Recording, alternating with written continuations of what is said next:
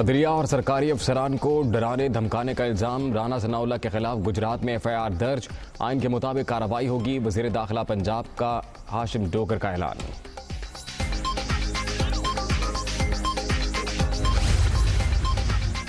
मुल्क को बदतरीन सैलाब का सामना है। मुतासरीन की इमदाद के लिए मजीद रकम जरूरी।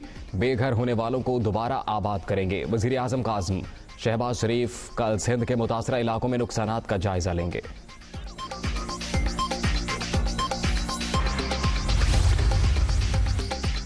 और सिपा सलार की सैलाब ज़दगान की मुकम्मल दादरसी की हिदायत। रिलीफ में कोई कसर न उठा रखी जाए।